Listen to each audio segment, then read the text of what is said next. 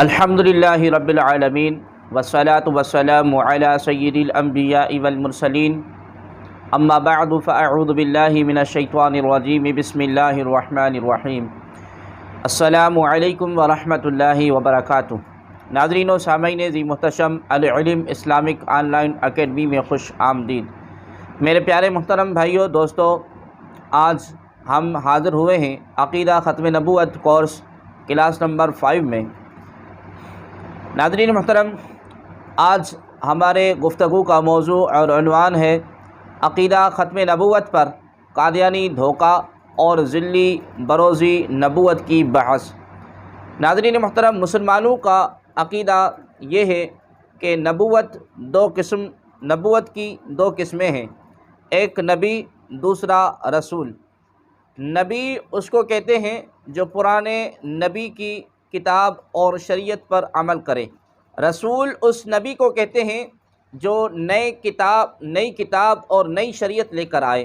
کبھی کبھار قادیانی کہتے ہیں کہ نبی اور رسول کی جو تعریف آپ کرتے ہیں وہ درست نہیں ہے۔ اس کا جواب یہ ہے، نبی اور رسول کا یہی فرق ہے جو ہم بیان کرتے ہیں۔ وہ مرزا غلام محمد قادیانی کے بیٹے مرزا بشیر ایم.اے نے بھی لکھا ہے، ملاحظہ فرمائے کہ کہتا ہے کہ دنیا میں 1,24,000 نبی گزرے ہیں، جن میں شریعت لانے والے رسول صرف 315 تھے۔ بحوالہ ختم نبوت کی حقیقت صفحہ نمبر 106۔ ختم نبوت پر ہمارا عقیدہ یہ ہے کہ نبیوں اور رسولوں کی تعداد اور حضور صلی اللہ علیہ وآلہ وسلم پر نبیوں اور رسولوں کی تعداد حضور دو عالم صلی اللہ علیہ وآلہ وسلم پر مکمل ہو چکی ہے۔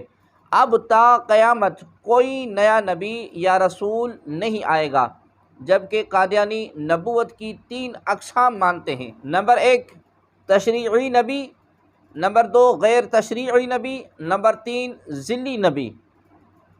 تشریعی نبی، قادیانی کہتے ہیں کہ نئی شریعت کے ساتھ جو نبوت ہے اس کو تشریعی نبی کہتے ہیں، اور غیر تشریعی نبوت، قادیانی کہتے ہیں کہ بغیر شریعت کے ساتھ جو نبوت ملتی ہے اس کو غیر تشریعی نبی کہتے ہیں۔ ذلی نبوت، قادیانی کہتے ہیں کہ حضور عالم نور مجسم صلی اللہ علیہ وآلہ وسلم کی اتباع سے جو نبوت ملتی ہے اس کو ذلی نبوت کہتے ہیں۔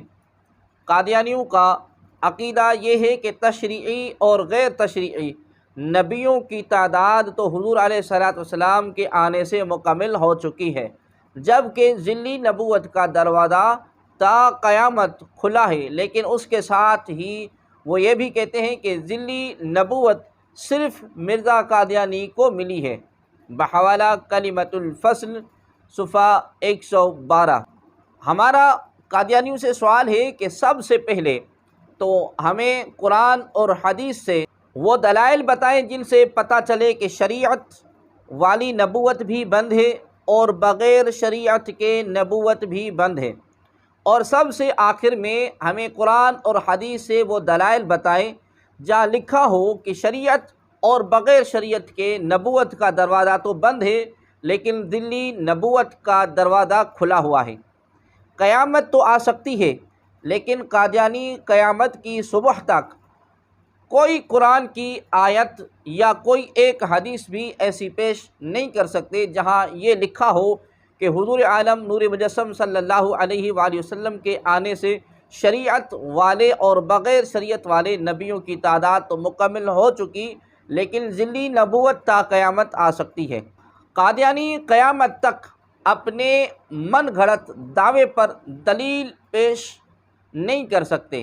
ہاتھو برہانکم ان کنتم صادقین، لے آؤ دلیل اگر تم سچے ہو۔ ناظرین محترم، قادیانی کہتے ہیں کہ ذل سائے کو کہتے ہیں، اور مرزا قادیانی نے حضور عالم نور مجسم صلی اللہ علیہ وآلہ وسلم کی اتنی کمال اتباع کی کہ مرزا قادیانی نعوذ باللہ نقل کفر نباشد حضور صلی اللہ علیہ وسلم کا ذل بن گیا اور ذلی نبی بن گیا۔ لیکن یہ قادیانیوں کا دھوکہ ہے قادیانی دراصل مرزا قادیانی کو نعوذ باللہ نقل کفر نباشد حضور عالم نور مجسم صلی اللہ علیہ وسلم جیسا، بلکہ نعوذ باللہ حضور علیہ الصلوۃ والسلام سے بڑھ کر درجہ دیتے ہیں۔ آئیے ہم مرزا قادیانی کی ایک تحریر کا جائزہ لیتے ہیں، جہاں مرزا قادیانی ذل اور اصل کی وضاحت کر رہا ہے۔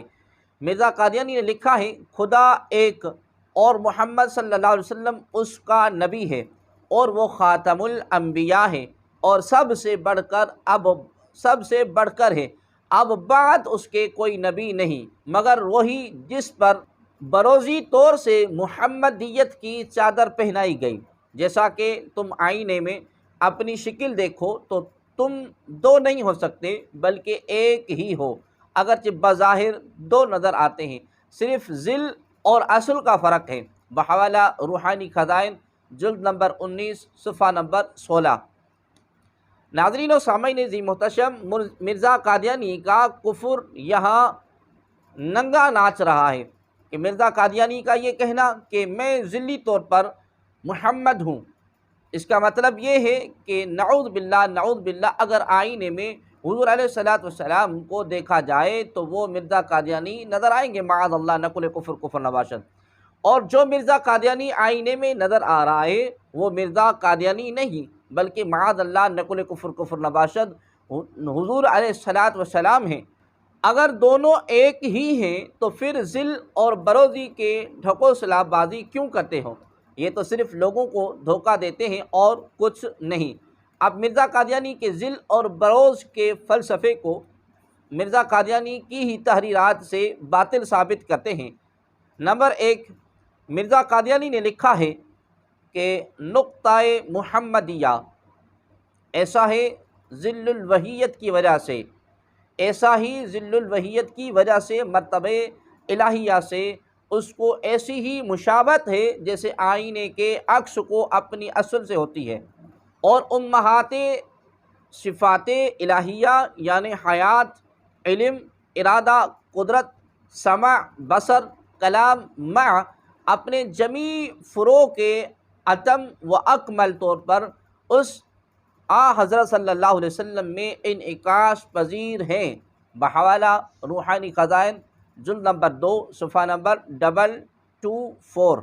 نمبر 2، مرزا قادیانی نے روحانی خزائن جلد نمبر 14 صفحہ نمبر 265 پر لکھا ہے کہ حضرت سیدنا عمر رضی اللہ تعالی عنہ کا وجود ذلی طور پر گویا آن جناب صلی اللہ علیہ وسلم کا ہی وجود تھا۔ نمبر 3، مرزا قادیانی نے روحانی خزائن جلد نمبر 6 صفحہ نمبر 353 پر لکھا ہے کہ خلیفہ دراصل رسول کا ذل ہوتا ہے۔ ناظرین محترم، مرزا قادیانی کے اگر ذل اور بروز کے فلسفے کو تسلیم کر لیں تو پھر حضور علیہ الصلوۃ والسلام کو بھی معاذ اللہ نقل کفر نباشد خدا تسلیم کرنا پڑے گا، اور حضرت سیدنا عمر رضی اللہ تعالی عنہ اور تمام خلفائے راشدین کو معاذ اللہ نقل کفر نباشد رسول تسلیم کرنا پڑے گا۔ کیا کوئی قادیانی ایسا ایمان رکھتا ہے کہ حضور علیہ الصلوۃ والسلام معاذ اللہ نقل کفر نباشد خدا ہیں اور حضرت سیدنا عمر رضی اللہ تعالی عنہ اور تمام خلفائے راشدین معاذ اللہ نقل کفر نباشد رسول ہیں؟ اگر مرزا قادیانی کے فلسفے کے مطابق حضور علیہ الصلوۃ والسلام معاذ اللہ خدا کے ذل ہو کر بھی خدا نہیں ہو سکتے، اور حضرت سیدنا عمر رضی اللہ تعالی عنہ اور دیگر خلفاء رسول اللہ صلی اللہ علیہ وسلم کے ذل ہو کر بھی رسول نہیں ہو سکتے، تو مرزا قادیانی کیسے نبی اور رسول ہو سکتا ہے؟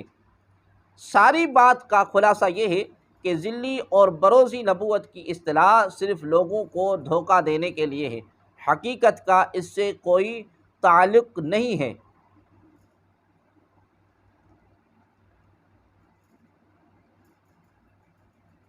اب آئیے قادیانیوں کے نزدیک معیار نبوت آپ ملاحظہ فرمائیں۔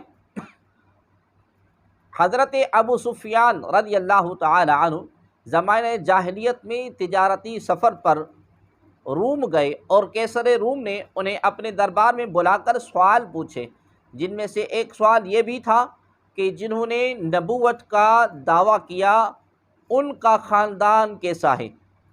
حضرت ابو سفیان رضی اللہ تعالی عنہ نے جواب دیا کہ وہ عالی نسب خاندان سے تعلق رکھتے ہیں۔ قیصر روم نے اس پر یوں تبصرہ کیا تھا کہ انبیاء عالی نسب قوموں سے ہی مبعوث کیے جاتے ہیں، بحوالہ بخاری شریف حدیث نمبر 7۔ ناظرین محترم، نبی کا عالی نسب خاندان سے مبعوث ہونا ایسی بات ہے جس پر کافروں کو بھی اتفاق ہے، لیکن مرزا قادیانی جیسے بدترین کافر کے نزدیک چور، زانی، بدکار، ذلیل اور کمینے بھی نبی ہو سکتے ہیں، معاذ اللہ۔ ناظرین محترم، مرزا قادیانی نے لکھا ہے ایک شخص جو قوم کا چوہڑا یعنی بھنگی ہے اور ایک گاؤں کے شریف مسلمانوں کو 30-40 سال سے یہ خدمت کرتا ہے کہ 2 وقت ان کے گھروں کی گندی نالیوں کو صاف کرنے آتا ہے اور ان کے پاخانوں کی نجاست اٹھاتا ہے، اور 1-2 دفعہ چوری میں بھی پکڑا گیا اور چند دفعہ زنا میں بھی گرفتار ہو کر اس کی رسوائی ہو چکی ہے اور چند سال جیل خانے میں قید بھی رہ چکا ہے۔ اگر چند دفعہ ایسے برے کاموں پر گاؤں کے نمبرداروں نے اس کو جوتے بھی مارے ہیں، اور اس کی ماں اور دادیاں اور نانیاں ایسے ہی نجس کام میں مشغول رہی ہیں، اور سب مردار کھاتے اور گو اٹھاتے ہیں۔ اب خدا تعالیٰ کی قدرت پر خیال کر کے ممکن تو ہے کہ وہ اپنے کاموں سے تائب ہو کر مسلمان ہو جائیں، اور پھر بھی ممکن ہے کہ خدا تعالیٰ کا ایسا فضل اس پر ہو کہ وہ رسول اور نبی بھی بن جائیں، معاذ اللہ، اور اسی گاؤں کے شریف لوگوں کی طرف دعوت کا پیغام لے کر آئے اور کہے کہ جو شخص تم میں سے میری اطاعت نہیں کرے گا خدا اسے جہنم میں ڈالے گا۔ لیکن باوجود اس امکان کے جب سے دنیا پیدا ہوئی ہے کبھی خدا نے ایسا نہیں کیا، بحوالہ روحانی خزائن جلد نمبر 15 صفحہ نمبر 280۔ ناظرین محترم، یہ مرزا قادیانی کی ذلی اور بروزی نبوت کا فلسفہ تھا جو ہم نے آپ کے سامنے پیش کیا، اور ان کے ہی عقائد اور نظریات سے یہ ثابت ہو گئی بات کہ حضور عالم نور مجسم صلی اللہ تعالی علیہ وآلہ وسلم اللہ تبارک و تعالیٰ کے آخری نبی ہیں، اور الحمدللہ رب العالمین ہمارا اس پر ایمان ہے کہ سرور عالم نور مجسم صلی اللہ علیہ وآلہ وسلم کے بعد کوئی نبی نہیں آ سکتا۔